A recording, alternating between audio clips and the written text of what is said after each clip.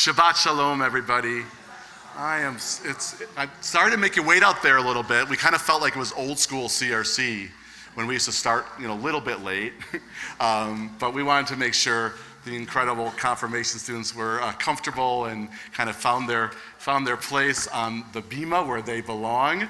And now we are truly ready to have this service, to hear from these young people, to connect to each other for whatever reason you're here. If you're family and friends of one of our confirmands, if you're a Friday night regular, if you are here for the first time and you just wanted to kind of see what Friday night services were all about at CRC, if you're the mayor of St. Louis, all the different, hi Mayor Jones.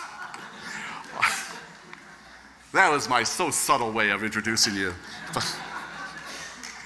But it's whatever reason that you came. It is Shabbat. It's our time to let go a little bit, to kind of feel holiness, to feel renewal, to remind ourselves that we are all connected. And when we come together like this, it really hits home. So Shabbat Shalom to everybody, and especially Shabbat Shalom to these amazing young people who I've had the privilege of spending lots of time with this past year, and Rabbi Daniel the year before that, and really many of them have been part of this community, this synagogue, since before they even have memories. And it's pretty special that they've hung in there, stuck with it, and are ready to share with all of you some of their story, what brought them to this moment. So I wrote a letter to the class, and my original thinking was I would sort of paraphrase it, sort of as Annabelle said recently, wing it. But I wrote the letter, so I'm going to read the letter. I'm going to turn around, so excuse my back side. I want to, oh, Dan, there you go. Thank you, Rob. So, hi guys. One of the things I've always loved about CRC's confirmation service, and I've been coming to them for a long time, long before I was blessed to be the confirmation teacher, is the way the entire class sits together on the bima. At this point in my years here, I've known many of the students at the time of their confirmation basically for their entire Jewish lives, from baby namings to Shabbat school to 3rd and 4th grade to B'nai Mitzvah. So to see each group of students who have gone the distance and reached this milestone as they are poised to enter a new, more independent chapter is very special for me. All the more so since I started teaching confirmation 3 years ago. It's very poignant for me to see all of you up there after the meaningful year we spent together, after the full and fun New York City trip we returned from just a few weeks ago. I somehow see you, each of you, in every phase I have known you, but I especially see you as you are right now. Smart, interesting, caring, challenging, funny, adventurous, sensitive, and hopeful. Welcome to your closing moments of formal Jewish youth education as you confirm that you will now carry within you what has been most meaningful to you from the time you have spent learning and growing at CRC. Bar and Bat Mitzvah are solo experiences. Confirmation is communal. I hope you feel the strength in numbers right now, in community, sitting in your chairs all together up there. Moreover, a good number of you weren't on the bima at all for your B'nai Mitzvot. You all were in 7th grade in 2020, does that ring a bell? When the world temporarily narrowed and we closed CRC. For those of you who so beautifully led the service and chanted from the Torah from your kitchen, your living room, your den, there was a tent in a few of the bar and bat mitzvahs. This confirmation must feel a little bit poetic when you think about it. For me, the fact that the pandemic interruption came during such a crucial year on your Jewish journey made our time in New York all the more cathartic and delightful. Who would have dared to predict exactly 3 years ago that we and 2 members of the 11th grade class would be able to safely sit with hundreds of people on a ferry, recreating the experience of so many Jewish ancestors as they glimpsed the Statue of Liberty to go through the Ellis Island Crucible. That we would take pictures at the Stonewall Inn and soak up the sun in Washington Square Park. That we would welcome Shabbat with hundreds of people in a grand synagogue in Manhattan, eat at a raucous diner while singing servers entertain us, walk through the Lower East Side, sing happy birthday to a teary-eyed ice cream vendor, attend a Broadway show, and take selfies with the cast in a rainy Times Square night, eat kosher snacks at the Brooklyn home of a Chabad rabbi's mother. That happened. And more, all made possible by a dozen rides on a crowded subway. Who would have thought it 3 years ago? One of the Torah portions for this Shabbat is Bahar, which means on the mountain. Contained in Bahar are some of the most idealistic plans in our tradition, a blueprint for true societal equality, a vision I know that is shared by this compassionate and determined group of students. Despite the very real disappointments, fears, sadness, and injustices that you face, from the mountaintop, possibility and hope are renewed. On the mountain, you can clearly see where you came from, and you can even view the potential in all that lies in front of you. This is your journey, including your Jewish journeys, past, present, and future, the ones you will be describing to us and confirming to your loving families and admiring congregation. Each of you is utterly unique and complex, so your journeys are unique and complex as well. However, it is surely awesome when there is also convergence, when your singular paths intersect as yours have all these years as classmates and friends at CRC. I have tried to present you this year with a wide variety of Jewish journeys, not so you would imitate them, but to hopefully help you summon the courage to create and forge your own. I have no doubt that you will. And I am so excited to meet with you on your trail somewhere and see where you've been and where you're headed. You guys are truly awesome, and you mean the world to me. So, amen. How about that? So, you heard Rabbi Daniel and Leslie and Avi sing at the beginning when you were coming in a verse from the Torah, Ve'ahavta l'reacha kamocha, which is the famous love each other, love your fellow person. So that was the first song. But the second song is in your Siddur. It's on page 3. And it comes from the show we got to see when we were in New York together. Has anyone else seen Kimberly Akimbo? It got like 8 Tony nominations. With Brad and Maura Maxine, we were able to see this wonderful Broadway musical about a teenager. So it fit right into the wheelhouse of these students. But this teenager had this condition, which is a real thing, where she physically aged faster than her age. So by the time she was in high school, she looked to be in her 60s, like she looked like me, about to be in my 60s, and about her life living with that, but also living as if that wasn't a problem, because she also was this delightful, funny, charming person. And so the last song in the show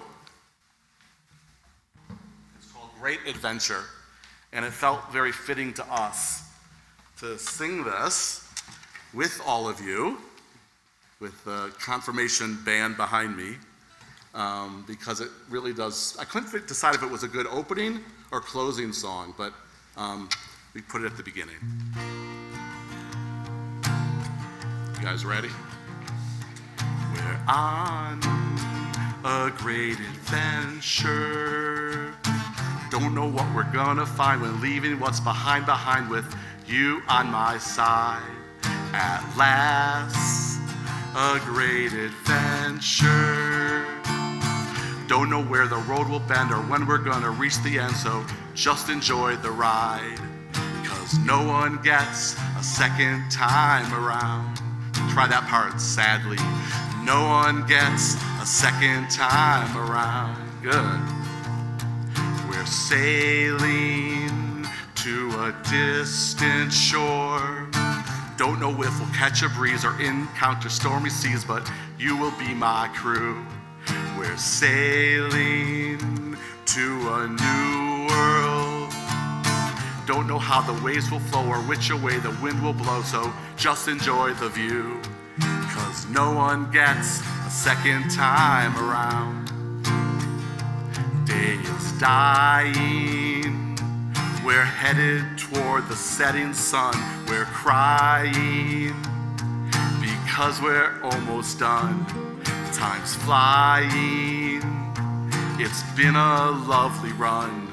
So fun, so fun, so fun, so fun, so fun. We're on a great adventure. Didn't know the paths we take, the sights we see, the friends we make with you, my partner in crime. We'll miss the great adventure.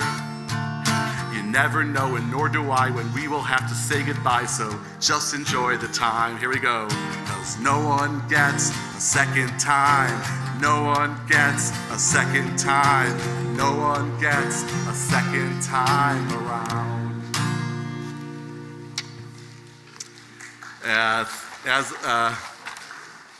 We're going to light candles. That's what we do on Friday nights. And then we're going to start hearing from these students who one by one will tell us a little bit about their Jewish journey. But to start Shabbat, I wanted to ask Maura Maxine. Maxine, as you know, is our Director of Lifelong Learning.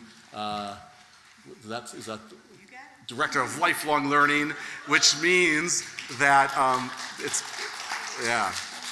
it's been a lifetime with these students and all of our students. And it was a privilege to travel with Maura Maxine to New York City with this class, who I know she feels very connected to. And all I have to say before Maxine lights the candles is this is one of the most thoughtful human beings that I've ever met in my whole life. Everything, everything matters to Maxine. And I know I'm saying this in front of her husband, Rourke, who's here with us. But I appreciate you. I know the kids appreciate you. Your congregation appreciates you. So if you will light the candles to begin Shabbat in this time and place, we will sing the blessing as soon as they're lit.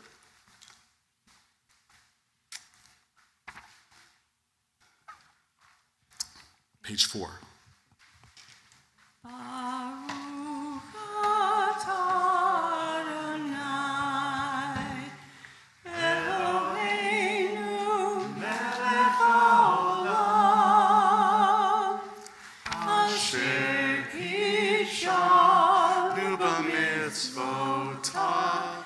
Vitzivanu lehadlik ner shel Shabbat. Vitzivanu lehadlik ner shel Shabbat. Amen. Good Shabbos. Wish each other. Turn to someone and tell them Shabbat Shalom. There you go. I saw a few Shabbat kisses. Pay attention to the camera. Those are all the people that are joining us on the stream. Shabbat Shalom. Thanks to Michael and Neon in the booth. Neon went with us to New York. So, the heart of this service, I would say the Torah of this service is our confirmands, our young people. And so we're going to start off with Henry. Come on in, Henry.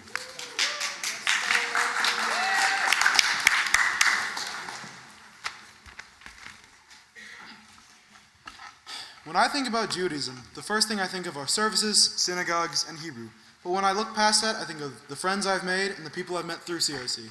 And then, bagels and lox in my grandparents' house. And lastly, what I think about is other Jews in other congregations. To me, Judaism is about family with a capital F. There are many things that Judaism encompasses: religion, community, culture, nature, but in my eyes, these are all part of the idea of family. The Jewish people make up only 0.2% of the world's population, so that size community seems to fit the definition of family. However, the more important definition is the people you choose to surround yourself with. The reason this definition is important, and why it's Jewish, is because Judaism is not about services or Challah or even Israel. It is about connection and internal values. When we all went to New York, we toured an all-Orthodox Jewish community called Crown Heights. There, we went into a yeshiva school, which, for those who don't know, is a type of school for Orthodox communities where young people spend time studying and praying, which, when I first heard about it, sounded terrible. When we went in, I realized that it was not only a school, but a place for these Hasidic children to become part of their community.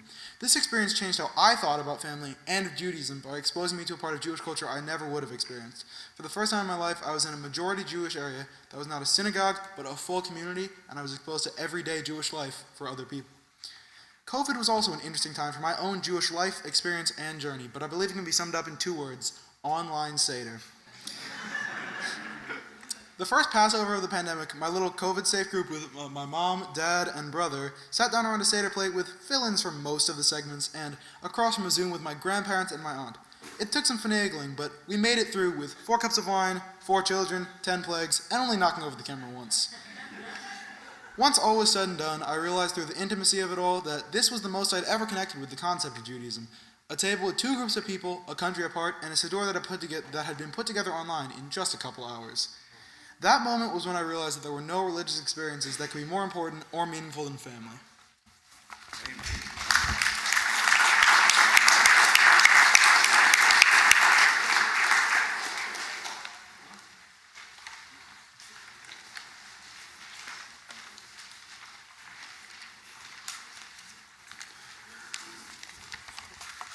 Okay, so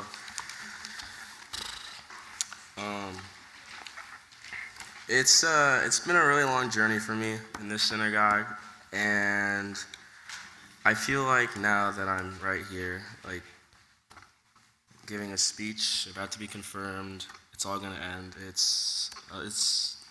I don't know how to feel, but I'm glad that I'm here, and I'm glad that I stuck with this because it really helped me bond with people that I probably wouldn't have if I didn't stay.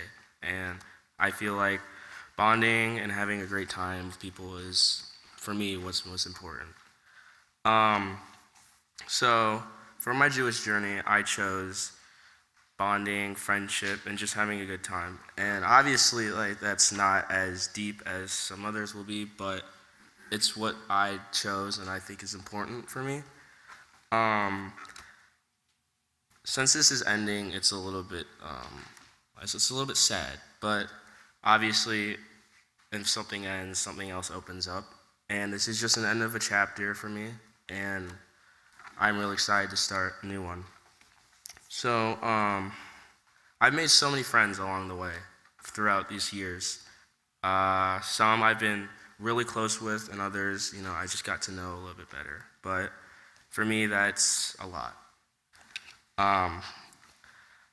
I can remember my very earliest memory here. Well, first here, but then across there, learning Hebrew, getting ready to what would be my bar mitzvah, getting to learn Hebrew. I also remember laughing a lot and cracking jokes and not really paying attention, but I did do enough. I did do laugh in Hebrew. They were pretty balanced, and for me, I honestly think I wouldn't have made the friends I have now, considering this and due to this whole thing. And so I'm very happy that I'm part of this community. Not only have I made friends with my classmates, but I also made a great friend with my Hebrew tutor, Toby. I don't know if she's here or not, but whether or not, I'm going to say it. I'll be honest, when we started, it was a little bit hard for me. There was so much we had to do, because I had to learn so many prayers in my Torah portion, and I just get really stressed out, but she made sure that it wasn't too much and that I was able to do it. And of course, I was able to do it perfectly, and I really couldn't have asked for a better tutor. She's one of the nicest people I know, and I love how she gives candy to me after every time. So it's really nice. Every person in this class definitely made this certain year really special for me. And it's a little bit weird knowing that this will be the last time we're all in a room together, all at once. Hopefully we will again, but for now, obviously, it might be a little bit. If I had a choice to do this again, I would, because it was really fun. But, the only bad part about this was waking up on the weekend at an early time. But I would always have fun, and I would always be really happy at the end of the 2 hours I was there. And I grew to love it, and I would always love waking up, getting to know that I get to see my friends there. But sadly, again, as in the song we just sang, there's not a second time around. So I think that this is really it's really special because you can only do it once. It's what makes things once in a lifetime experiences really special. As this chapter closes in my life, it comes with a door closed, but obviously another one opens. And with that closed door comes many memories and fun times to talk about. And I think that's what's also really important, to have fun things to talk about and fun memories to, laugh about, because I feel like it can be really sad when something ends, but I think reflecting on the past and having the fun time is most important to me. I'm so thankful for everyone who's made these memories and fun times possible, and of course, teaching me Hebrew. Thank you, Rabbi Randy, Rabbi Susan, Schatz, Maura Maxine, Toby, and every other person that's helped me with this journey and made it what it is. Thank you.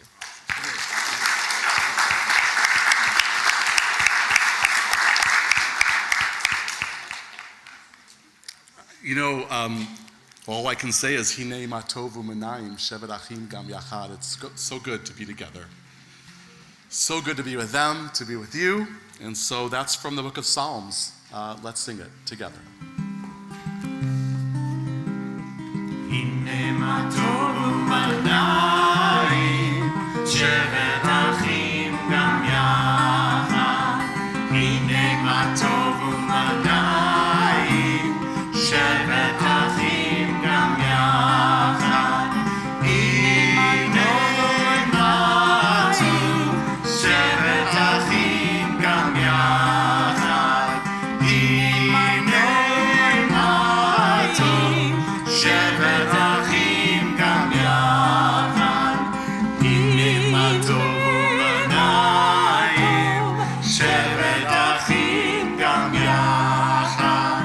Hinei matovu manayim shevet achim gam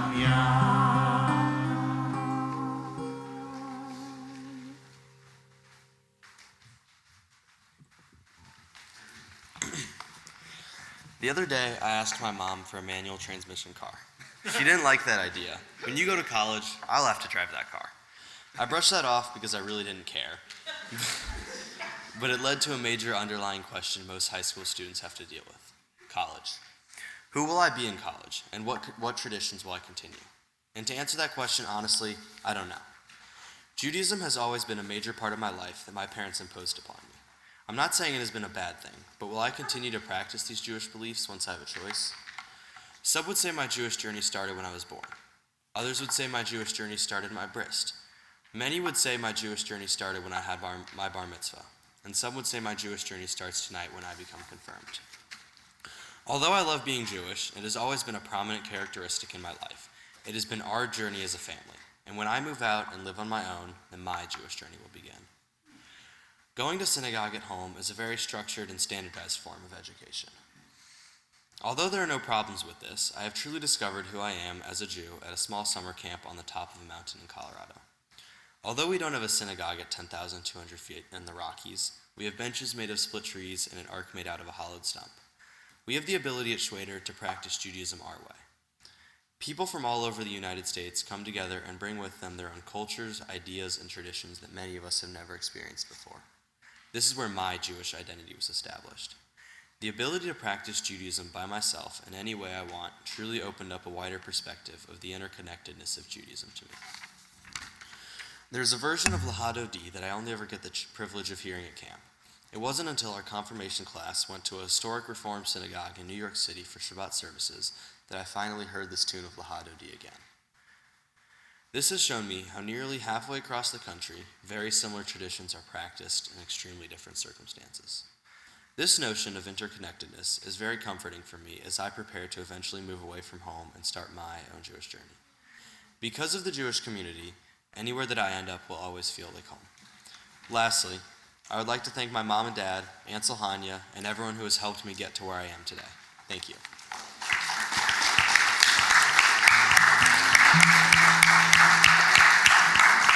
So Lathan, does this Lachadodi sound familiar? Page 9 and 10. Welcome the spirit, the presence of Shabbat.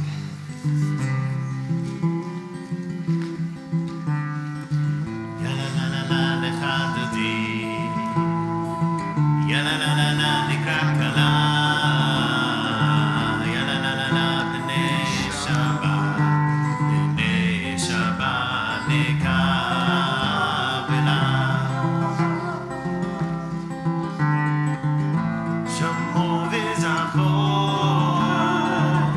v'dibor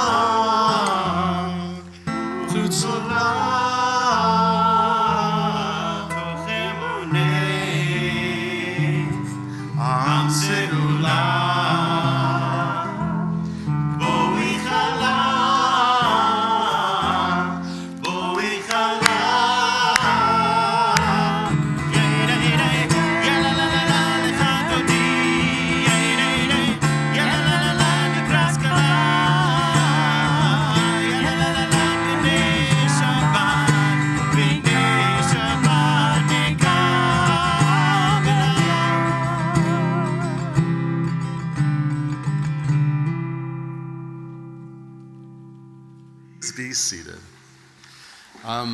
Mayor Jones, the words of that prayer include sort of summoning up something wonderful and envisioning that as the presence of Shabbat, which is obviously elusive, right? Shabbat isn't material, but we try to kind of create an image of something really special and unique and exciting that reminds us of this time Sabbath.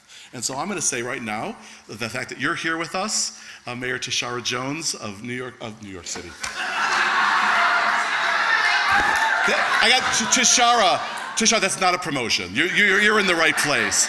You're in the right place. We also have the mayor of Olivet here, Maura Maxine. Right? Are there any other mayors? But honestly, Mayor Jones, I know that, I know you know that we are the only synagogue in the city of St. Louis. And here because we want to be here. We want to be part of the fabric of the city. Everything that's wonderful and exciting about a city and everything that needs a little work, we want to be part of that work. And I know it's so fulfilling that you recognize that and wanted to be here, and especially on this special night when we have these teenagers on the verge of busting out and making their mark on the world. Last time I saw you was at Dr. King Day, the observance. It was very rainy over at the old courthouse, and I saw you, speak truth and speak words that were inspiring. And I didn't know then in January that we would be here together in May. So it's a pleasure and an honor to invite you up to speak to these students. This is Mayor Tashara Jones of St. Louis City.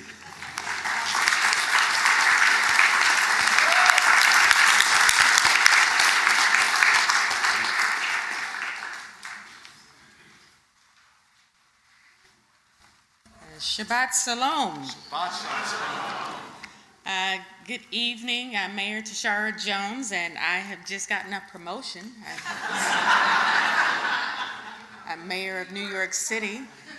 I should call my friend Eric Adams and tell him I just took his job. Move over. Move over, Eric. But it's just so wonderful to be here in community and with you this evening. And thank you to Rabbi Susan Talby, who we know is dealing with a family issue this evening. And thank you, Rabbi Randy, for inviting me here. I truly believe that St. Louis's best feature is our diversity.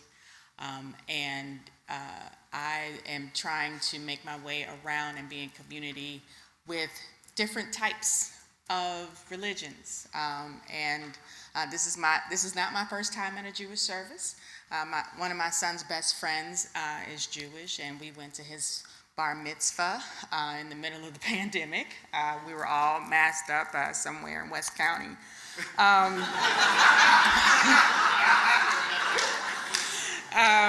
But I was reading through some of your speeches, and I'm sorry, there was one that caught my eye. Give me 1 second. Lathan, I had a stick shift when I went away to college. It was my favorite car, and that was actually the first car I had. So keep that dream. Keep that dream. They get good gas mileage. And as I've been reading through some of your speeches, I am really humbled by your maturity. I was not that mature in the 10th grade, and I'm really looking forward to hearing the rest of you speak this evening because I'm really enjoying getting to know a bit of you, of all of you, through the words that you're speaking as you're being confirmed tonight. So congratulations. And you, this is also a double mayor night. Good to see my good friend from Olivet. We sat together at a dinner at the Missouri Municipal League.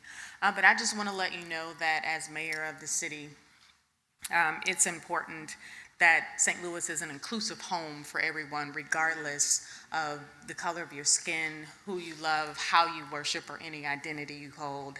And I want everyone to feel safe here and welcome. And as a person, thank you.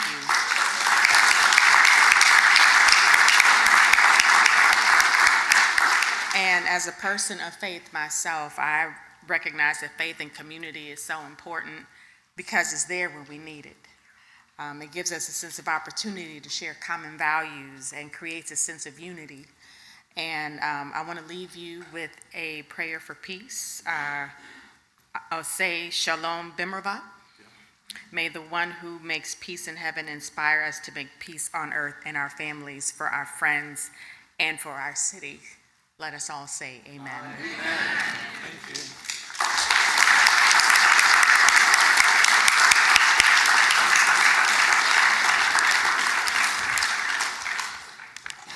Mayor Judge, I also want to thank you for the recent statement you put out in support of our trans children.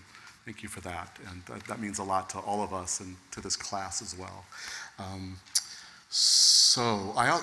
also in the name of diversity, and I wasn't going to call him out, but my friend Reverend Rick Edwards is here from down the street at Cornerstone Baptist Church, probably the first time since, what's it called, the COVID pandemic. But sometimes people call Rick Rabbi Rick and me Reverend Randy. And we're both good with that, right, Rick? That's for sure. We've known each other a long time. Cornerstone's just up the street. And I brought a group of kids there one time, 7th graders, because I also teach 7th grade. And I was kind of prepping them. It's going to be different. It's a church. It's Baptist. You're going to hear about Jesus a lot, which you don't hear at synagogue. And then when we came out, we were processing, and one of the kids said, that was just like CRC. But continuing with the students, it's Lisa Carty's turn. Nicole! Have you been seeing all the stuff she's been doing tonight? Oh my goodness. I don't know her.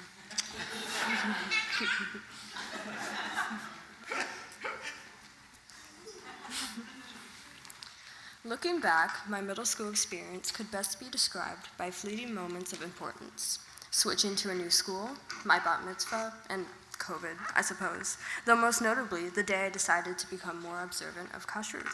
Most would think that a big event such as a bat mitzvah or a literal pandemic would be one of the things that stand out to me, but funnily enough, that day, starting to observe kashrut laws pushed me onto an ongoing pilgrimage of my Jewish learning. See, if you went back in time and asked 4th grade me if I liked being Jewish, I probably would have told you no and that Shabbat school sucked. You could go back in time and see me sitting in a corner, uninterested in memorizing the Via Hafta. In fact, if you asked me a week or two before my bat mitzvah about my thoughts on Judaism, I probably would have told you that preparing for the ceremony sucked and I could care less about being called to the Torah. Now, obviously, my thoughts on the whole Jewish thing changed, considering I yell at people for dropping prayer books, and I frequently get prayers stuck in my head. But part of my journey into accepting myself required that preteen rejection of my religion. Because those in my religious classes who easily accepted what our teachers told us and never bothered to question are not the same ones standing on the stage with me. The virtue of argumentation, the ability to question, is one of the fundamental parts of my Judaism. Returning back to kashrut, the day in which I decided to become more observant was quite ordinary. But there was something unfortunate about this period of my life, which was that it was the first year wherein I had lost the constant in my life of regular school. I had also lost the constant of religious school, as well as preparation for my bat mitzvah. I had nearly nothing to occupy myself with. But this was something new, something no one but me could learn and perfect. Though, while there may be no perfect Jew, it is up to the individual to find our connection towards Hashem and insist upon a relationship. People often say that you become more religious the more your depression deepens, and I couldn't agree more, because it ended up being one of the major catalysts to push me closer. Being over a year out of school with essentially no friends and social interaction, becoming more observant almost became like a lifeline. When in doubt, I knew I could open up my laptop to watch services in the empty synagogue, or to watch one of Rabbi Daniel's ukulele tutorials.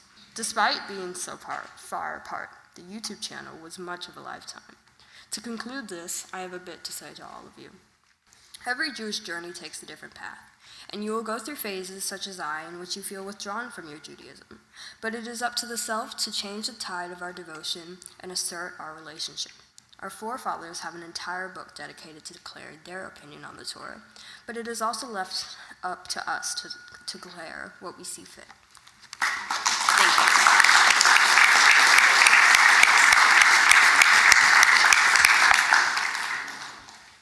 Hi, I'm Jacob Baum. Some of you may know me, some of you may not know me. When I was born, I was not sure what religion was. Well, that is because I was not able to talk or read yet. As time went on, I discovered more about who I am and how I found my path in Judaism. When I was born, I never knew of such a thing of being a Jew.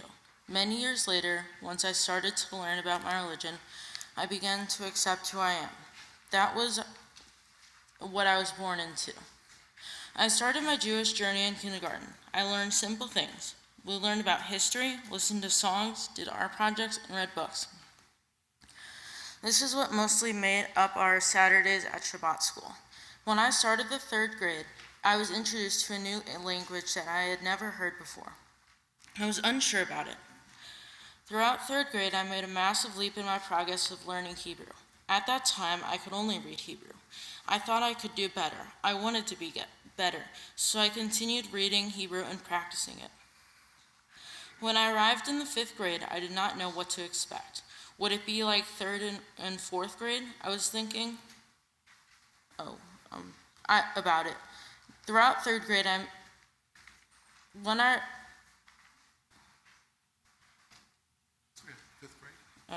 when I arrived in 5th grade, I did not know what to expect.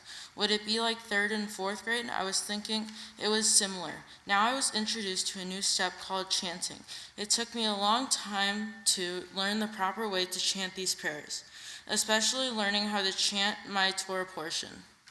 I eventually realized that all of these compliments I was getting, I worked very hard to get my bar mitzvah.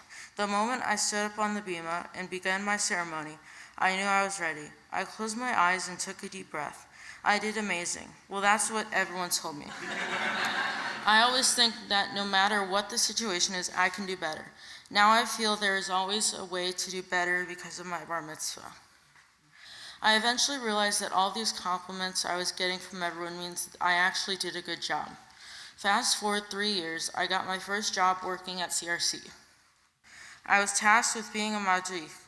If you do not know what a madrich is, it is a mentor or an assistant. I have been told numerous times how wonderful a madrich I have been. Lastly, I would like to thank everyone who has supported me through my journey.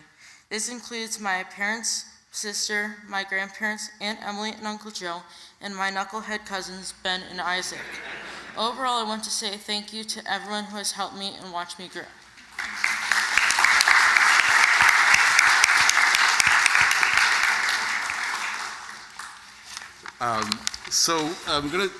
We're gonna turn to page 12, and I kind of had a thought this morning. As you've kind of heard, some of these young people didn't have their B'nai Mitzvah at CRC, and so I thought, and they missed out on some of that. Please rise, please sit. So I'm going to ask Annabelle and Henry and Jake and Avram and Thomas and Joe and Amy to come up and do that thing that you didn't get a chance to do. Come on.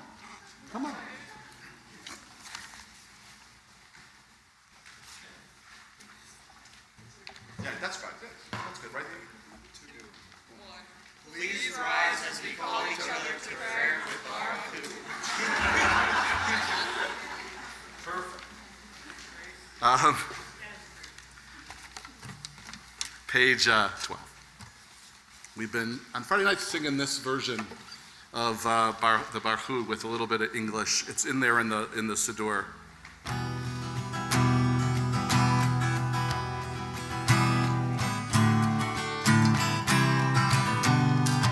Am I awake? Am I prepared? Are you listening to my prayers? Can you hear my voice? Can you understand? Am I awake? Am I prepared? Yada lie, lie, lie. Yada lie, lie, lie. Yada lie, lie, lie. Yada lie, lie, lie. Yada lie, lie, lie. Yada lie, lie, lie. Yada lie, lie, lie. Yada lie, lie, lie. Baruch hu et Adonai.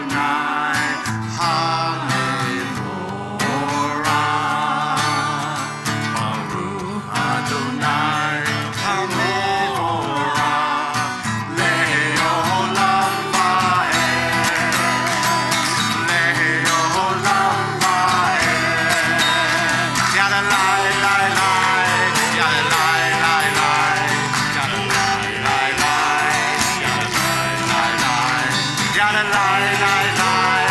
Gotta lie, lie, lie. Gotta lie, lie, lie. Gotta lie, lie, lie. Am I awake? Am I prepared? Are you listening to my prayer? Can you hear my voice? Can you understand? Am I awake? Am I prepared? Please be seated.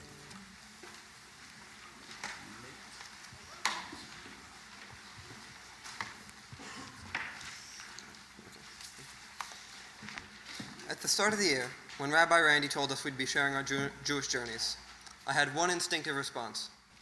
Oh no. Because in terms of my Jewish status, I'm about as boring as it gets. My mom's Jewish. Hi, Mom. Her mom's Jewish. Oh, yeah. And I was raised Jewish, and I just haven't really had a good reason to stop being Jewish yet.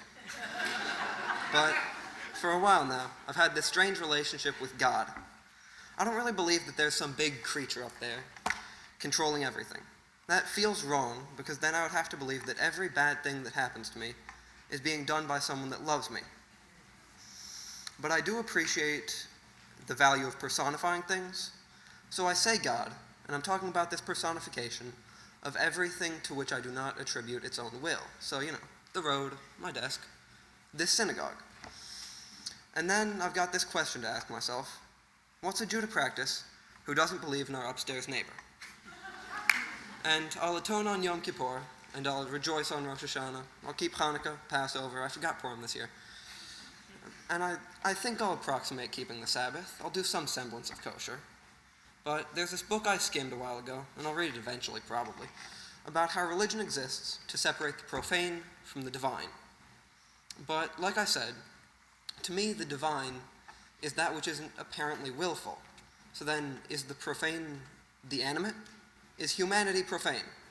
Does my religion only serve to separate that which controls itself from that which does not? I ask myself this because I think it's my Jewish duty to investigate my beliefs, and really to argue with myself, and I think this goes somewhere. The world is hardly a person with a will, so I think that's divine. So what do I do with this God which surrounds me, which is the very air I breathe? That's the question I'm left with. Do I protect this God? Do I serve it? Do I obey it? Can it guide me, respond to my prayers? Do I attempt to control it and build my own Tower of Babel? And if I do, if I wrangle with this omnipresent divinity, do I follow in Jacob's footsteps and earn his title? If I do, then if I am Yisrael, as we all are, then when I proclaim God's unity, to whom do I speak? Am I talking to myself? Now, I don't say I have the answers, and I certainly don't think I should tell you what to think. But to me, it is these questions that make me Jewish.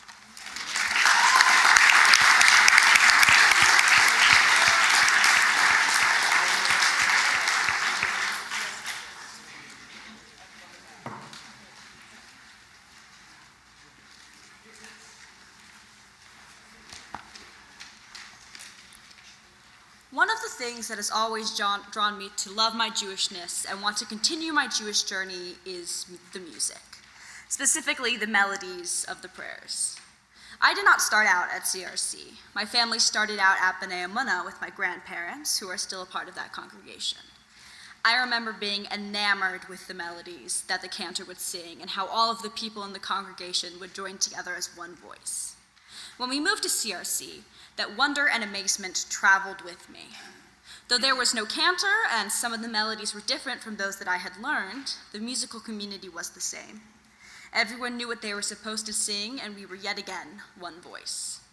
In every Jewish space I go to, whether it's Camp Sabra or another Jewish synagogue or a synagogue somewhere else, I search for their music. They all have at least one prayer melody that is new to me that everyone else seems so excited to sing. Though I love learning it, I love observing it more. Seeing and hearing others love their prayers and find deep connections to their Judaism through their songs bring me closer to mine. There are times where I find myself drifting away from Judaism. I begin to question whether I actually connect to it or if I just participate because I've never known anything else. Though the latter might be true, something always brings me right back to my Jewish identity. Because for most of the life I can remember was spent at CRC, I've always learned that questioning is important. I have found that to me, the point of Judaism is to question. I must question my rabbis. I must question whether or not God really exists to me, and I must question myself. This questioning may get me in trouble one of these days, but for now, it is how I've learned to live. All this questioning has led me back to where I started, my love for Judaism, and specifically for its music. While in New York, we visited Central Synagogue. Even if I wasn't Jewish, that service would have been a spiritual experience. The prayers were the same, the melodies different. They were probably the most beautiful renditions of them that I had ever heard. And it was not just the melodies that I found beautiful, but the relationship of everyone there to each other and to the music. Arms around each other, singing with their hearts and souls, they were one. This is the most beautiful part of Judaism to me, the oneness through song.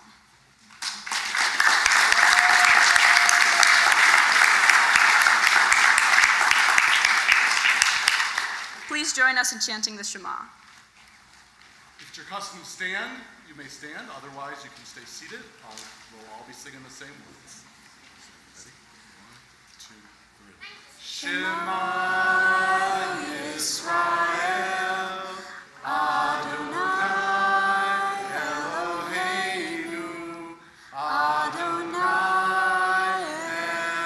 Echad. Please be seated. I had a notion that maybe, we kind of condense things at a confirmation service. And I just mentioned to the kids that maybe after the Shema, we would move on and go on to the readings and not sing the full Ve'ahavta that is after the Shema. And not expecting this at all. Like, what did you guys do? I said, should we skip the Ve'ahavta? Yeah, they did. So, who am I to say we shouldn't do a prayer that the class insists on singing? So let's sing together on page 16. Ve'ahavta, Adonai Elohecha, v'chol levavcha, u'v'chol nafshecha, u'v'chol me'odecha, ve'hayu hadvarim ha'ele, asher anochi metzavecha, hayom al levavecha, vishinantam levanecha, v'dibarta bam, v'shivtecha b'veitecha, uvlektecha v'derech, uvshokbecha uvkumecha, ukshartam le'od al yadecha, v'hayu letotafo beinenecha, uchtavtam al mizuzot beitecha, uvisharecha, leman tizkeru v'asitem et kol mitzvotai, v'hitem kedoshim le'elohechem, ani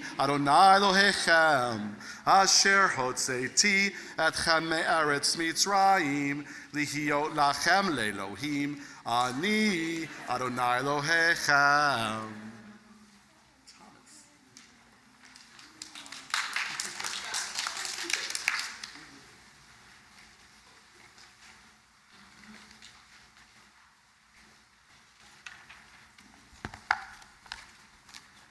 Growing up, I was not raised with a religion because my mom did not want to push any beliefs on me and my brother. She wanted us to discover our faiths for ourselves.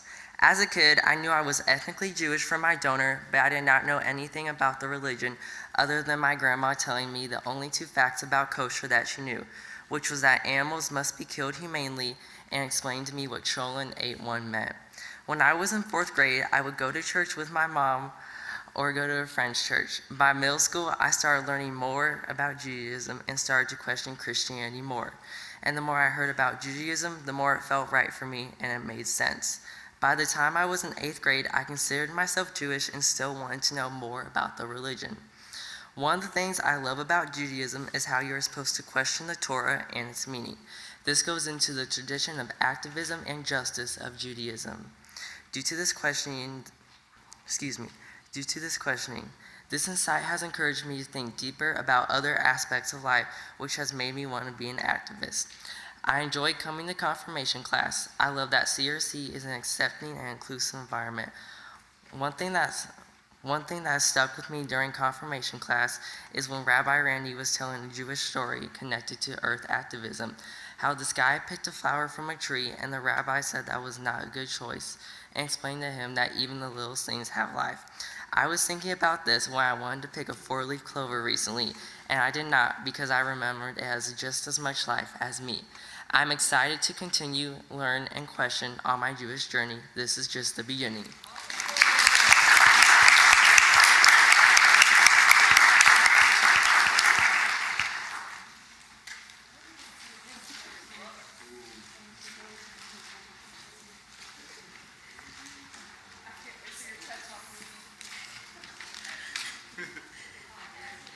Sorry, I have a pretty long one.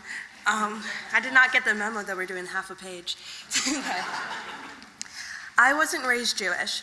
Of course, I went through what every Jewish little kid went through. I had a baby naming, I went to Shabbat school, and I had a bat mitzvah. But I was technically not raised Jewish. I was raised with the option to continue any religion, or lack of religion for that matter.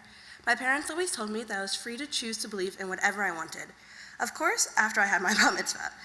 I think the fact that when I was little, I hated the aspects of Judaism, which probably only pushed my parents to make me go to Shabbat school even more. I hated Shabbat school and would voice it to my mom. Her response would always be the same. Hating Shabbat school is a part of the Jewish experience. You can't be Jewish without hating Shabbat school. Of course, after all that, I am still at Shabbat school as a Madrik. And to this day, I quote my mom when one of the kindergartners I work with at CRC will tell me that they hate Shabbat school. I turn them in and I'll say it's a part of the Jewish experience. I always loved the culture when I was little, and by culture, I mean being able to brag to my friends that I knew a different language than them, and that I get 8 days of presents along with Christmas.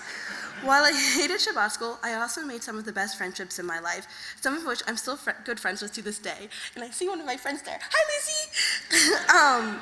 I also had some bad people I ran into, people that for the first time made me dread going to be with my friends. Those people had made me stray further away from Judaism. I think that running into these people so early on in my life helped me prepare for who I am now. I would like to believe that when it comes to Judaism, now I know everything there is to know about Judaism. The funny thing about this statement is I don't even think Judaism knows everything there is to know about Judaism, which was something I didn't truly realize until I went on the New York trip with my confirmation class. The trip had many things to look upon. For instance, I'd missed the entire second day of the trip because I was, for lack of better words, disposing of all my food I had eaten in the past 2 days. Truly, though, the day that stuck out to me was the very last day when we went to an Orthodox community. Being raised Reform always made me feel like I was missing out on more of the traditional side of Judaism.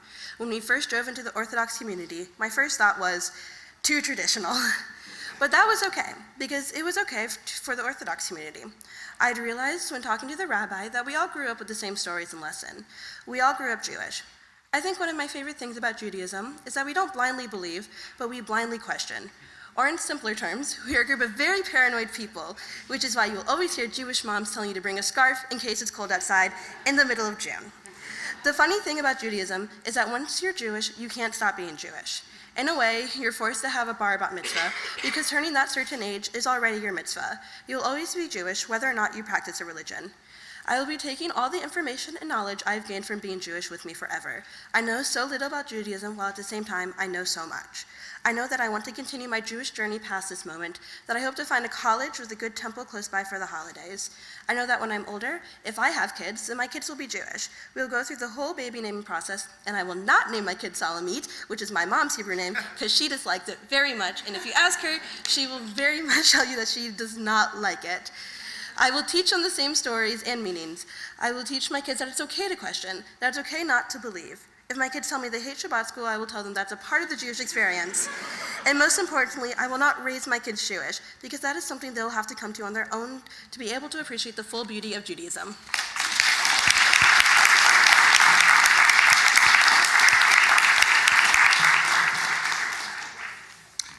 Page 19, you have to sing Micha Mocha, our freedom song, our song of liberation. In New York City, we gave the kids what we call mitzvah money, a $1 bill, and said if you see a person who is asking for some money, who needs a little help, we go to a place where an organization that helps people, give them your mitzvah money. And Laura, Maxine, and Brett and I watch these kids do that with such attention and such caring and love, and kind of open themselves up in a safe way. We were all together to, to try to do what we call tikkun olam, to making the world a better place. And that dollar, by itself doesn't make a difference, but the fact that there were all those dollars with all those kids, and also, we hope, a lifetime of making a difference. That's why we went from slavery to freedom, to serve each other and to serve the world and to make the world a better place. So it's our freedom song, Mi Chamocha.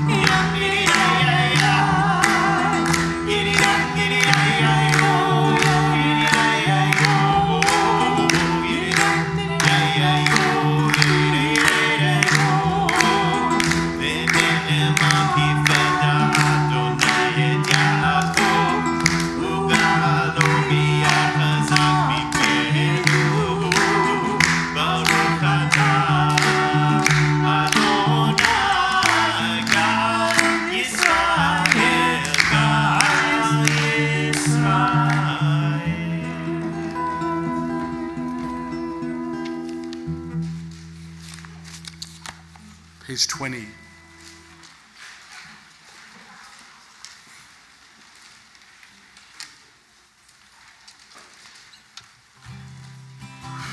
So by now you could probably tell I didn't make many boundaries as to what the students would write or say. It's a long tradition at CRC for them to speak their truths, whatever language works for them in this moment, we want them to say it. And I also want to say that I think everybody knows that our feelings about religious school, fluctuate, and that's kind of part of the deal. But I also want to say that I'm glad this is a safe place to express yourself, or our teenagers and our children to express ourselves. And Brad and Laura, Maxine and I were here, maybe some of you, a couple of Wednesdays ago when it was the last day of Hebrew school. And yes, maybe some of them hate it and some of them might even use the word sucks, I don't know. But they were crying.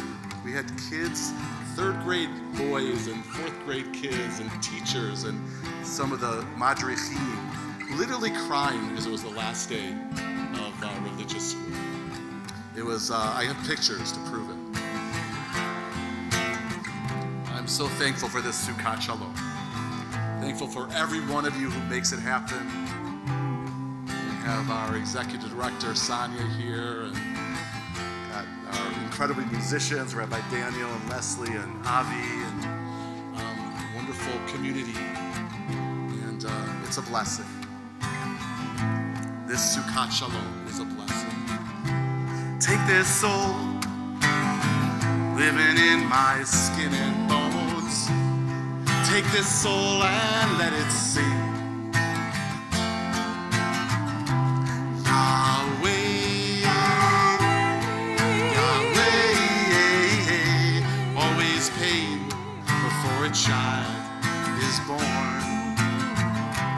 Yahweh, Yahweh, it's always dark before the dawn. Hashkivenu, Hashkivenu Adonai, Eloheinu Shalom, Ve'hamidenu Shomreinu Lechayim. Hashkivenu Adonai, Eloheinu Shalom, Ve'hamidenu Shomreinu Lechayim. Allow us to lie and rise in peace and shalom. Allow us to lie and rise in peace. Shalom. Allow us to lie and rise in peace. Shalom. Hashkivenu Adonai, Eloheinu leShalom, ve'hamidenu Shomreinu lechayim. Hashkivenu Adonai, Eloheinu leShalom, ve'hamidenu Shomreinu lechayim. And I know it's not always easy to sing this part, this Bob Marley part, Rabbi Bob Marley. But we get to it, you know, and Rabbi Daniel's about to go on MSNBC and talk about one of the ways that everything is really rough and challenging right now. But boy, I'll tell you what, there's always something around the corner that gives you hope and inspiration, renewed faith, and I think we know what that is tonight.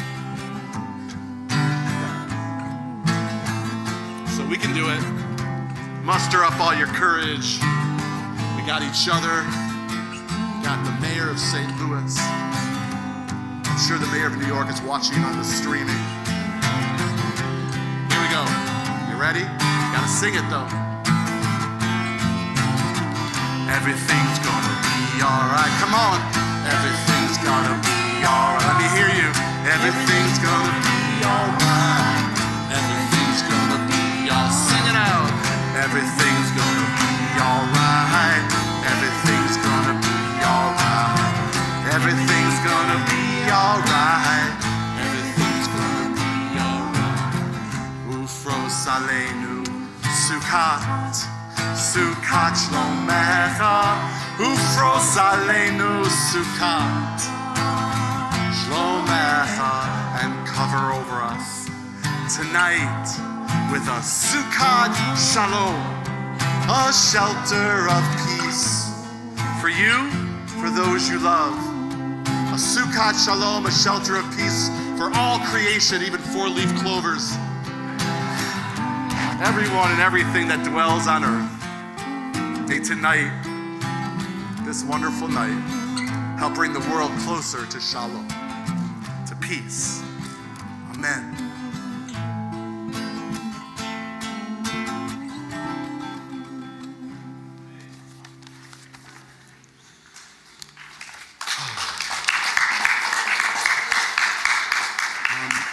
We're going to stand briefly, if you're able. We're going to just do the very opening part of the tefillah, the part about opening. I love the Methodist slogan of, you know, open hearts, open minds, right? Open doors. But this is, in the original Hebrew, tiftach, patach, is about opening. And so we sing this section of the psalm to further that process of opening ourselves up to be our best selves. And then we'll sit down and continue hearing from our students. But right now, shelter of peace, Sukkot Shalom, sanctuary, we are that for one another. Adonai, prepare me to be a sanctuary, pure and holy, tried and true. With thanksgiving, I'll be a living sanctuary for you.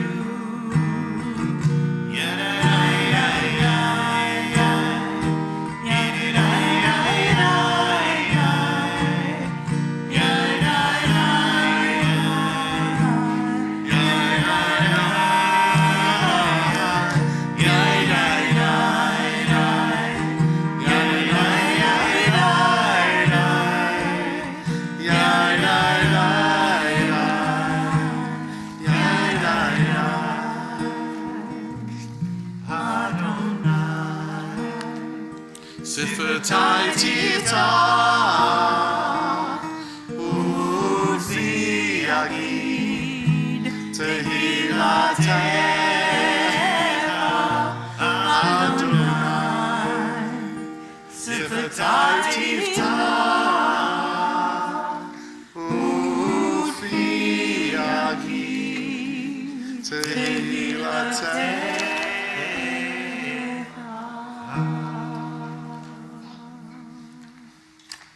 Please be seated. Jake Edler.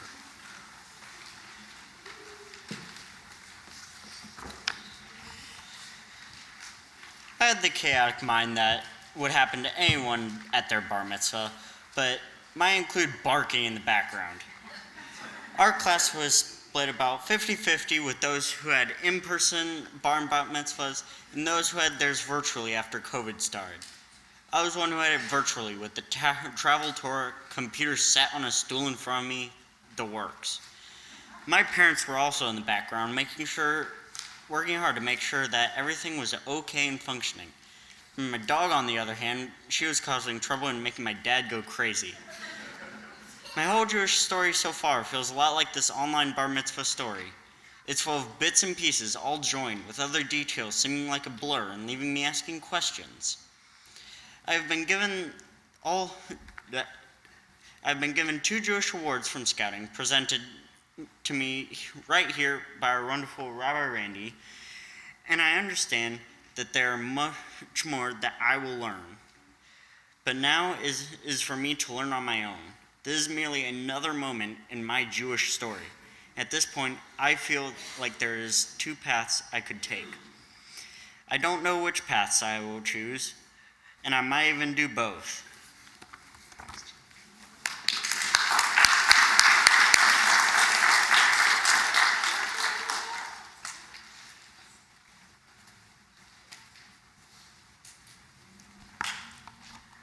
Hi, my name is Annabelle Lang, and I'm very excited to be here today.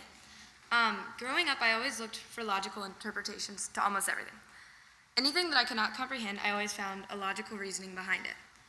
And in many religions and other religions, they don't actually go by logic, and they just say ridiculous things sometimes. Oh wait, I shouldn't be saying that at a religious thing, I'm sorry.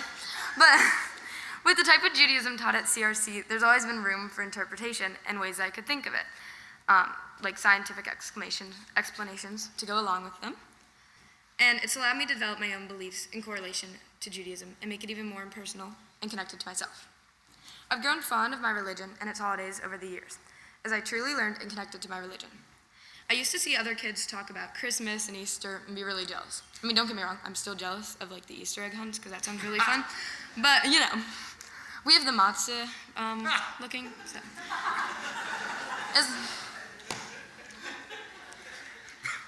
As I celebrated our traditions, I realized religion isn't about the gifts and holidays. It's about what you believe in. Even on our trip to New York, I saw how within Judaism, it varies for how the Torah can be interpreted. Although I shared many beliefs with the people of Orthodox religion that we met, I also had some very different values as a result of my own interpretations and, of course, modernization of the religion. Religion is not set in stone, nor something you follow blindly. It's a whole world of thoughts of which align with those of your own. the ones that you believe in. I don't particularly view the Torah as a historical text, but rather life lessons and morals in which we can apply to life. Whether or not the stories in the Torah are accurate, they nonetheless are full of meaning and learning. As I grow older, I aspire to continue following my religion with intent and applying Judaism's lessons to my everyday life. And of course, continue passing on my Jewish background to those who come after me.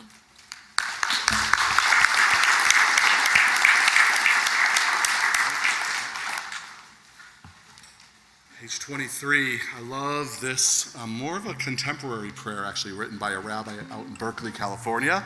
So that'll give you a little idea where it's coming from, Berkeley, California. But it's become very widespread in the Jewish world in quite a short time. I remember KB, who's going to be a rabbi in just a year, singing this at the Capitol, protesting immigration, the whole time that people were being detained at the border and families in cages and all of that.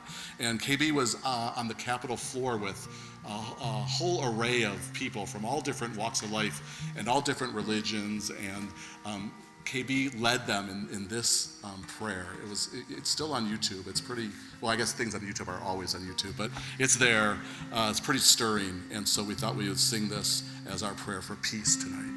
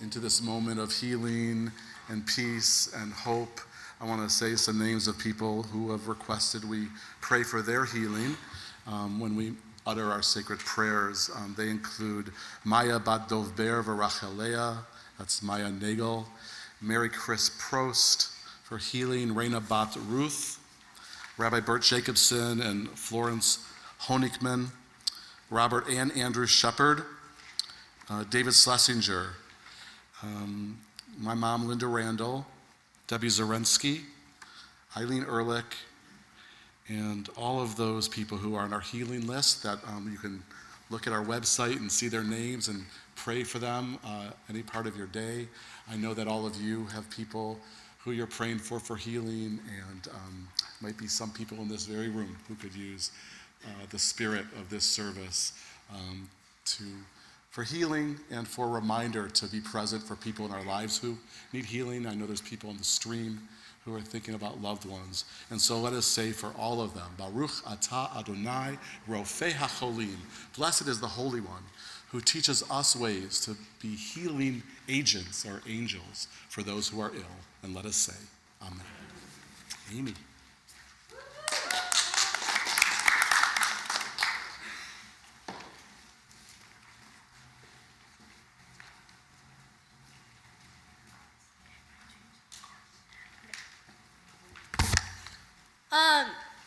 I'm Amy. When I was born, I was not by birthright Jewish. Even though I've been adopted by a Jewish family, because of that, I've never felt completely Jewish. Even though my adoptive parents are my parents, their history is not completely my history. My parents have done everything they could to make me feel connected to Judaism. Overall, I could say they succeeded. I've loved working as a madrich, an assistant teacher in the Shabbat school, which has made me feel more connected than ever, and it reminds me of everything my class and I experienced all those years ago. Confirmation in the New York trip has allowed me to experience many different forms of Judaism, including Reconstructionist Judaism when KB talked to us, and the Orthodox community when we toured Crown Heights. When I joined this congregation in first grade, it was the start of a 10-year-long Jewish journey. Even though I didn't want to go most days and my parents would have to force me and pull me literally by the hair to go in, I found a way to enjoy myself most times, but like it was 7-year-old me, so of course didn't always enjoy it. But even though I didn't talk most classes, I'd be stunned to like say or like even look at myself that I like speak at least 2 times during this whole confirmation class, which is like so crazy to me. Like I'd be stunned, but I'm still deciding like what Judaism is to me. But I think overall, over time, I will find out what it means.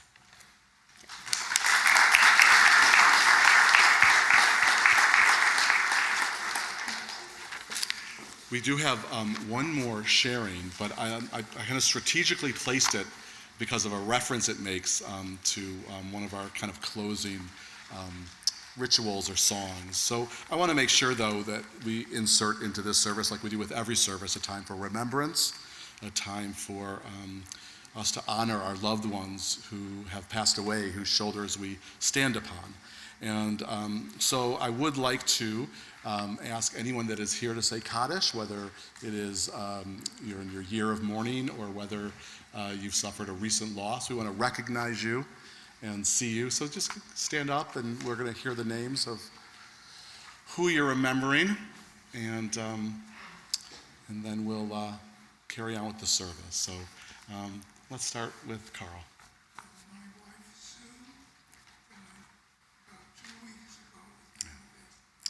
For your wonderful wife, Sue, who is part of our heart, and we miss her along with you. Thank you. And David and... my father, grandfather Thomas Campbell. And my father, Michael. Your fathers and Ruby's grandfathers. May their memories always be a blessing. And back. Yeah. Oh, yeah, Tal. We're thinking about them. And of course, thinking about Jack. Always thinking about Jack. Thank you. Yes. For your brother, may his memory be a blessing. And Shoko is back. It's been a while. Oh, Judy, boy, Friday nights was your guys' thing. I remember. Wow. Well, may her memory is a blessing. It sure is. And Mike and... Wow. We remember them. Thank you, Mike. And I just heard that. So that would be David and Lucy's uncle. Yeah. Tell Dodie we're sending our love. Yeah. Oh, she's watching. Our condolences. Yes. May his memory be a blessing, and wow, a confirmation and a bat mitzvah, all in just a few weeks. So I know that he's part of these holy moments, you know. Stan. And thank you. Sorry for the loss. Lisa?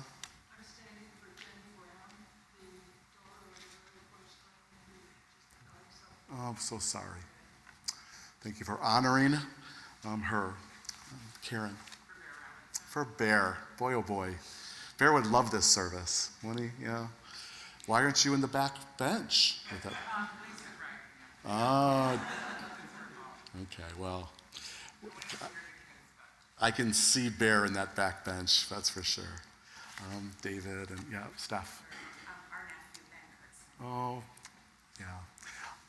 A blessed memory and a cousin and I know a whole world unto himself. Let me see if there's, oh, yeah, Lisa. For Jean Kuska and Alexander Bell, who died a little over 6 months ago. At school, a place that should be, I know, a place that should be safe. We need to do better, Lisa. You know, we need to do better. And Ruby. No, I'm glad you did.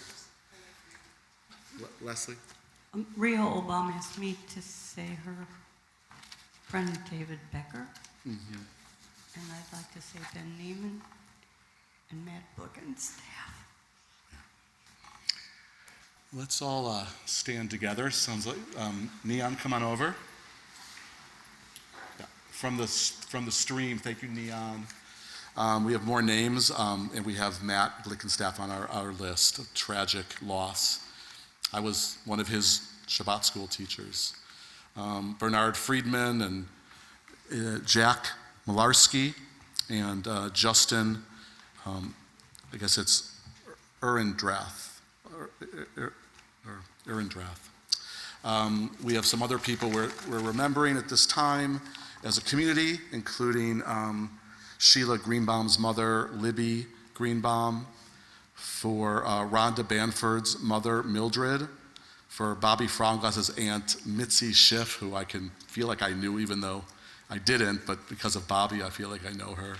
Joan Sofer, Kirby's mom, and Judy Smith, Howie Smith's mother. Robin Berman, who was Neil Berman's wife and Erica's mom, and for years, Neil came here on Robin's yard site. It was always confirmation service. I always think about that. And Robin was beautiful and died way too young.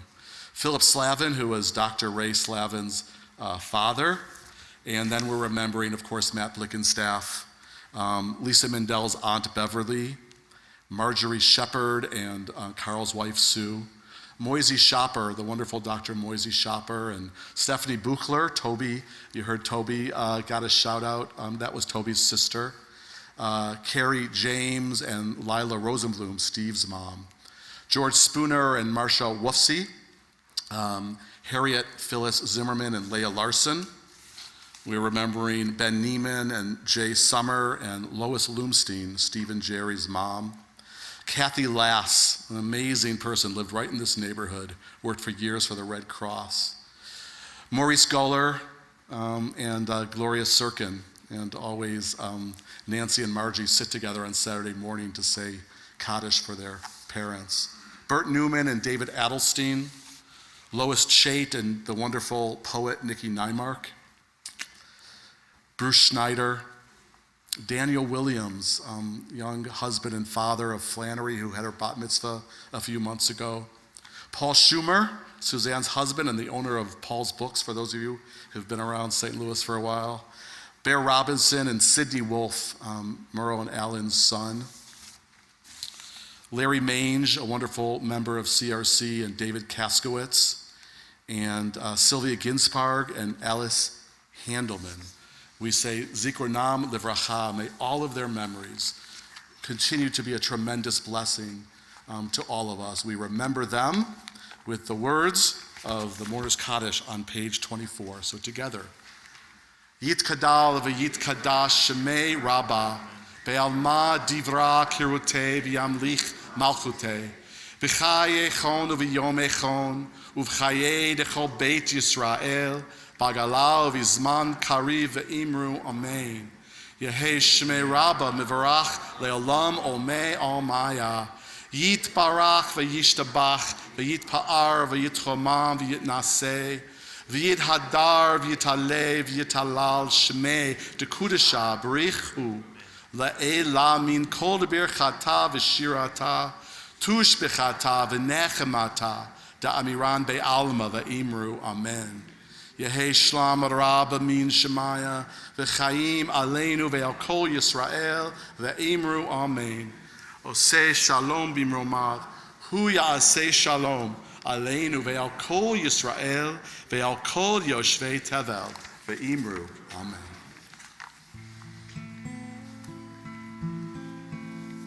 Oseh shalom bimromav Yaseh shalom aleinu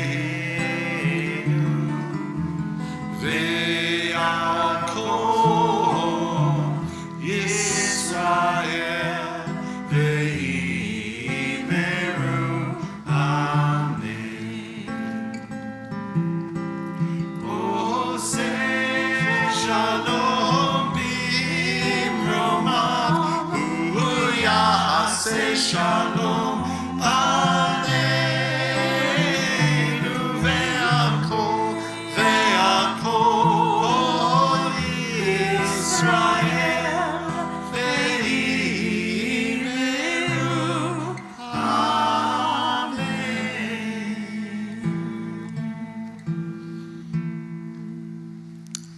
Please be seated. Avram, you're up. Avram.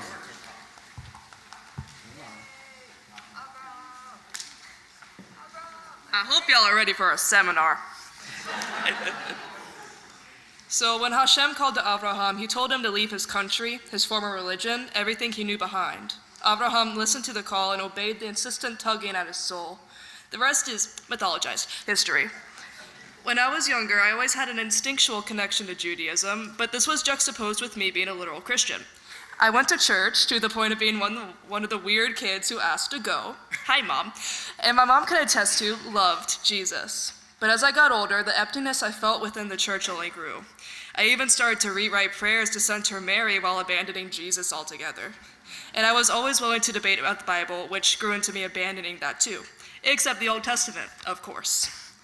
I had known I was biologically Jewish since I could comprehend it, yet the actual cultural aspects always seemed out of reach. I was born into a family of recovering Catholics, and any attempts of going to synagogue were inevitably obstructed for various reasons. Despite my knowledge of Judaism being sparse and having no real-world experience with it, the deep yearning for a Jewish life remained, along with the immense disappointment of not being able to attend shul. This weird Christianity ordeal simply wasn't enough, and the thirst not only for God, but community went unfulfilled. This repeated frustration culminated in 7th grade, where I took my Jewishness into my own hands. With the power of my immense ADHD, I read stacks upon stacks of books, gathered resources together in order to learn Hebrew by myself, and I'm proud to say I took a comprehension test recently, and I got to a B2 level, which is like a lower level of professional fluency. Anyway, and audited college classes of Jewish history. When I felt I was ready, I researched nearby synagogues and set up a Zoom meeting with Rabbi Bogard. When I asked if I could convert and explain my patrilineal heritage, I made him really confused. Yeah. I will get to that. He said there was no need and I could just walk in whenever I wanted. So finally in 9th grade, I stepped foot into the first shul I had ever gone into, CRC. Needless to say, I was elated, and I knew all my learning efforts hadn't been for nothing. Even though I was the arguably most well 9th grader there, my lack of Jewish cultural experience made me feel isolated, or more accurately, fake. How could I claim to be Jewishly equivalent to the rest of my class when I grew up Christian? By the time I was on the DC trip and the time to fly back home had rolled around, the emotions of inadequacy had boiled up into an untanglable mess. And so I asked Rabbi Bogard, can I have a bar mitzvah? And he had about the same reaction he did to me converting. Since this was out of feelings of invalidity and not out of a true desire for a bar mitzvah, he asked if I would rather have a confirmation of my Judaism ceremony, to which I obviously agreed. A few months later, after a conversation about my journey with Rabbi Daniel, Karen, Randy, and Maura Maxine, I had completed the big donk. The emotions are indescribable, but needless to say, there's like a little bit of my tears in the mikveh now. This isn't to say that I believe the ceremony confirmed me as a Jew, but confirmed the tiny voice inside my head that I was Jewish this whole time. At this point in my Jewish journey, or really life, I fell into more traditional practices while putting my own spin on things when I find them lacking. I say Shema thrice a day, along with Shacharit, Mincha, and Maariv. I'm now learning Yiddish on top of continuing to learn Hebrew, and I recite brachot whenever possible while writing my own. And as anyone who has regrettably entered a conversation with me, I still audit classes on Jewish history, and I definitely still debate the Bible whenever possible. Sorry, Mom. I believe my active decision to be Jewish has resulted in me appreciating it far more than I could have if born into a Jewish family. Like my namesake, Avraham, my devotion to Jewish culture and history is a flame handed to me by seemingly unknowable forces, yet one I choose to ignite daily. And Be'ezrat Hashem is a torch that will only grow brighter. Thank you.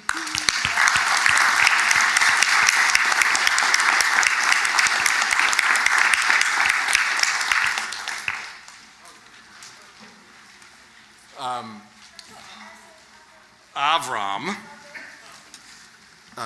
is, of course, the name the Torah first gives to Abraham, as Avram explained. And Avram, in his essay, talked about God calling to Abraham to lechilach, to go forth, but not just that, to go forth and be a blessing. So with all those words in our hearts and souls and minds, before we formally present these students with their confirmation certificates and their gifts from CRC, on page 26.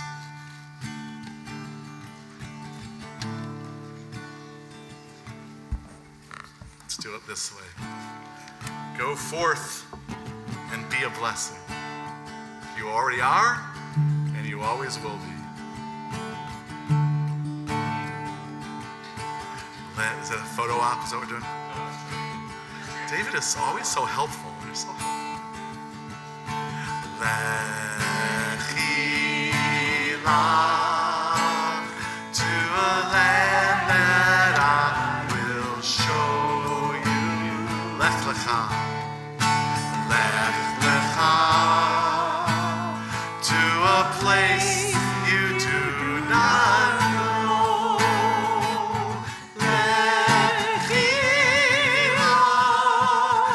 On your journey, I will bless you. You shall be a blessing. You shall be a blessing. Sing it to our students. You shall be a blessing. Sing it to each other. You shall be a blessing.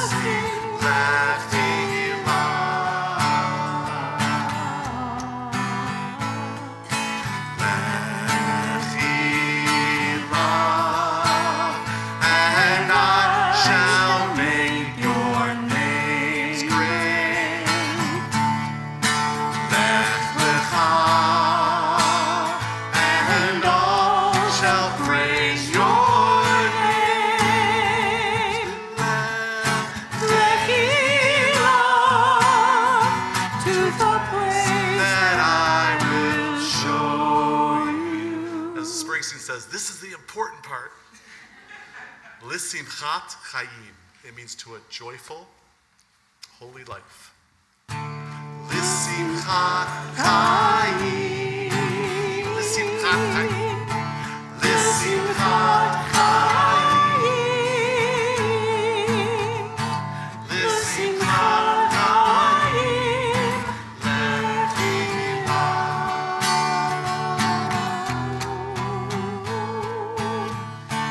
You shall be a blessing. You shall be a blessing.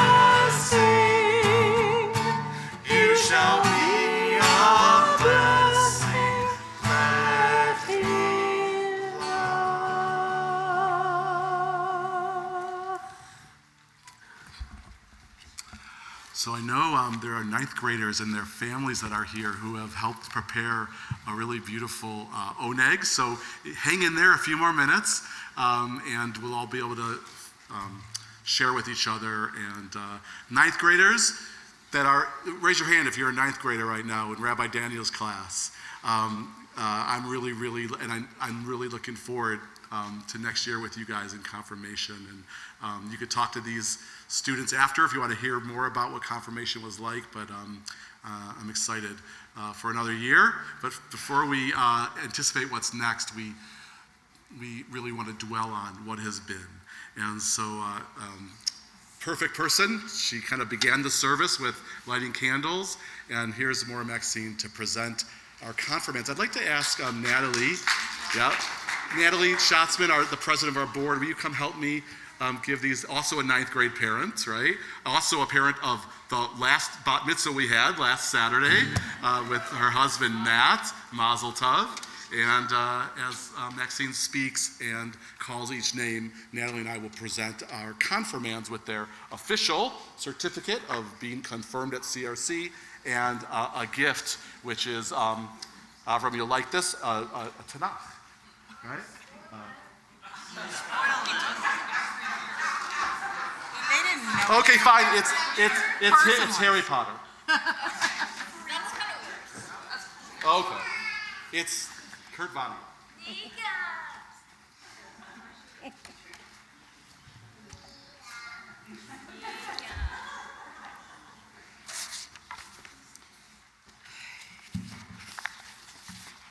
How do I look at you guys? I'm going to go this way. There we go. Wow, what an incredible evening. Steal the mic. You just led the most beautiful service, and we've always talked with you about being present in the moment and intentionality. So tonight, I did not read your speeches in advance. I do this, I read them every year. Well, maybe one. But I sat tonight and I took them all in, and about your journeys and your sharings, and they were personal and they were transparent and insightful, and they showed a level of commitment that was transcendent. I am so incredibly proud of this class. When I began here with all of you, or with most of you, you were in 4th grade when we were starting a pilot program in Creve Coeur for students that could not get to CRC during the midweek. So due to your school's dismissal, so about a third of you were involved in a two-room classroom experience for a few years that we implemented as an option. So I really got to know you. Then this class was also the first one to have, once it was here as an educator, we started back with some 5th and 6th grade sleepovers here at CRC. And I know how much you all love being locked in on Friday nights after everyone from the services left the building. You took advantage of an array of activities from summer programming to Circle 56 and Shabbat dinners. And then as you were halfway through the B'nai Mitzvah cycle of your class, we went on lockdown. You all stayed committed to finishing, to prepare over Zoom with your B'nai Mitzvah tutors, experience individualized ceremonies from your living rooms, backyards, and relatives' homes. As teens, you have stayed connected through our teen programs and shared last year with Rabbi Daniel and Autumn, and even traveled to DC to learn from the advocacy groups that lobby there daily, to being on the Madruchim team, teacher assistants, and still to get up on Shabbat morning to help with our pre-K through 6th graders. As we've heard tonight, this year experience the confirmation class with our beloved Rabbi Randy has been like none other. And then to top it off, all 100% of you went on the New York trip. I think that was a first in a long time. Usually only part of the class goes, but for all 100% of you to go and share this New York experience, or adventure I called it, together, which tighten your bonds to one another as well as us. What an incredible blessing it has been for me to share these formative years with each of you. In closing, I have a blessing I would like to share. May your eyes shine like the light of the Torah. May your face be radiant with the brightness of the sky. May your lips speak the words of wisdom, and may the world you live in be the world of your dreams. May you see the world created in your lifetime. May you see the visions come true to be. and may your hope touch every generation yet to come. These are the prayers we have for you. May you be blessed with understanding, with wisdom and compassion in your heart. May your tongue be filled with song, that's to Joe, and your lips sing out for justice. These are the prayers we have for you. At this time, we'd like to call each of our confirmands up, and they will receive a certificate. And Rabbi Randy, this starts with Jacob. Okay. And we'll start with Jacob Baum. So. I give you a handshake. Give me a handshake. Can I hug you? Sure. Thank you. Nathaniel Brown. Handshake for him. Lisa Cardy.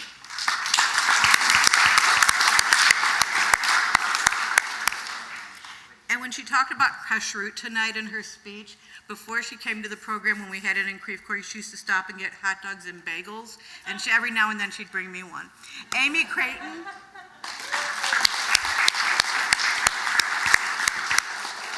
can go down the stairs. That's a good idea. I think we're handing them. Yeah. Oh, they go this way. Oh, they're neat. I didn't see that. We're facing the other direction. Got it. Amongst ourselves.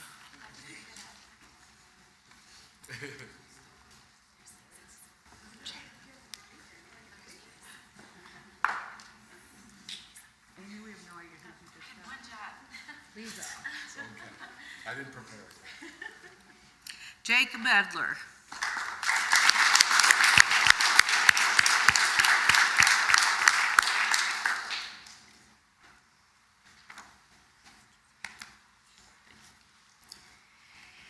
Avram Harvey.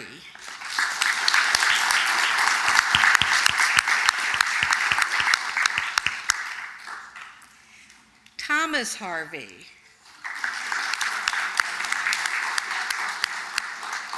And these kids have been together for over a year, and it wasn't until the trip that the other kids realized that they're twins.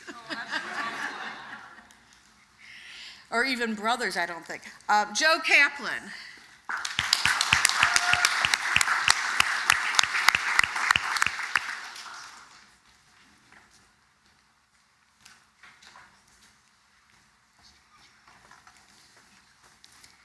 David Kerman.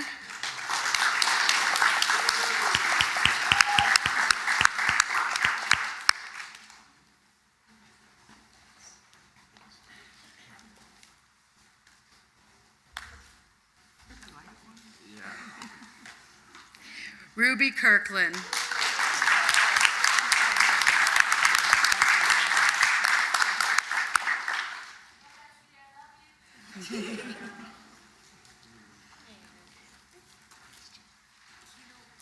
And when she kept saying it sucked, that was only till 4th grade. Yeah.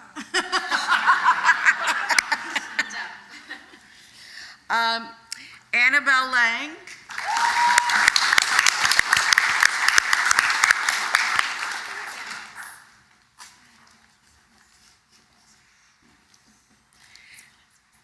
Lathan Levy.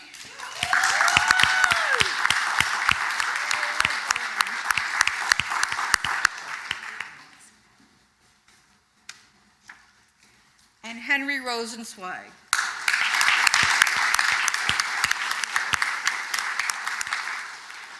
And Henry was the bar mitzvah that we canceled literally, 2 days.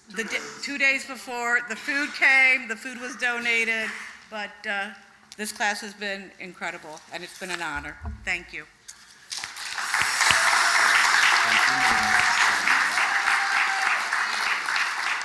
So officially, let's hear it for the confirmation class of 5783.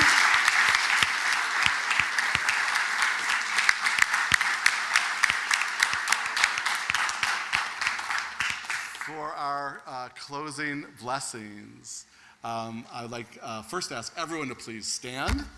I would like to ask, let's see, Is Sonia back there? Did Sonia want to help out to the Oneg? Okay. How about Reverend Rick come join me up here? Come on, Reverend Rick. And Rabbi Daniel had to go off to get interviewed by MSNBC, so watch for that on your phones. Sonia, come on up. Come on up. Thank you to Rabbi Daniel and to Avi and to Leslie for the music and to Michael in the streaming booth with Neon. I haven't read to you yet, but I have a message from Autumn, who I know you guys are really connected with. Autumn wrote me a beautiful text about you guys, and I'll just forward it to y'all in the text because it was really sweet. And so thinking about Autumn, who's off on their new journey, and to all the parents and congregants and board members. It's really, what we said, Hine Matov U'Manayim Shevet Achim Gam Yachad. It is so good to be together. It really is. People you know really well, people you're meeting for the first time. If you want to stick around, we'll go out in the Oneg room and make the blessings, Kiddush and Motzi, and there's a whole spread of food out there. Shabbat Shalom and Mazel Tov to our confirmands. Oh, you want to do that? We could do that. All right. So first blessing, Shehechianu, for this moment that they became confirmed by their synagogue who loves them, CRC. You guys already opened your presents. I like that. Spoiler alert, it's long. All right.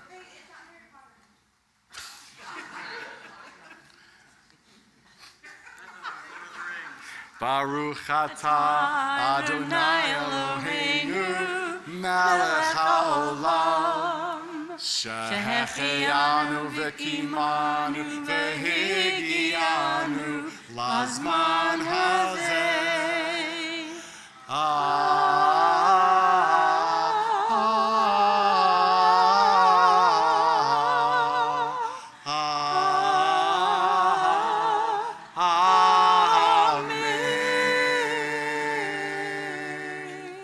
Blessed is the Holy One whose presence fills creation, who gave us our lives, who kept us alive, and who brought us to Lazman Hazeh, this moment, this sacred, holy, special moment in your lives, but also because of you in our lives. And I believe the world's a better place because you have entered into this new chapter of your Jewish lives. And let us say amen. Amen. Mayor Jones, want to come up here too and join this group? Come on. It's kind of a kumbaya thing. It's just, it's pretty universal. So we put our arms around each other and also our arms around these students. Come on, you guys. There we go. All right, this is it. This blessing comes from the Torah. We've taken it from the Torah and made it our way of deeply connecting to each other, of blessing each other, and of loving each other. So we say, Yivarechecha Adonai v'yishmerecha. May God bless and keep each and every one of you. May God bless and keep our young people safe and on the path. Ya'er Adonai panav elecha v'chuneka. May God's light shine down upon you and always be kind and loving and warm and gracious to you. Yisa Adonai panav elecha v'yasem lecha shalom. And most of all, we ask for shalom, which means peace, of course, but also wholeness. Everything good in life, all the blessings, compassion and justice and righteousness and joy. Those are the blessings of shalom we wish for all of you and for these students. Shalom in your hearts, shalom in your homes, shalom in the places where you worship, Cornerstone Baptist Church and CRC and beyond. May there be peace and shalom in our schools, where our kids go to school, and peace where we go to work, and shalom. May there be shalom in our country, and God willing soon, may there be more peace, more wholeness, more blessings in the whole wide world. Let us say amen, and Shabbat Shalom, and Mazel Tov!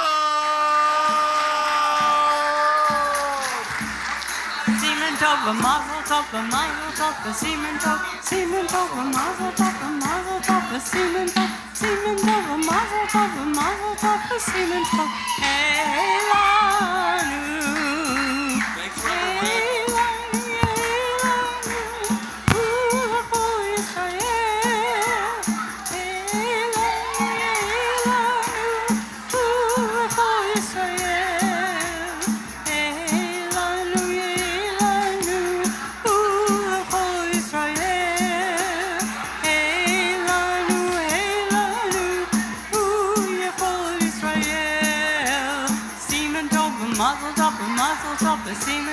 Semen tov, a mazel tov, a mazel tov, a semen tov, a mazel tov, a semen tov.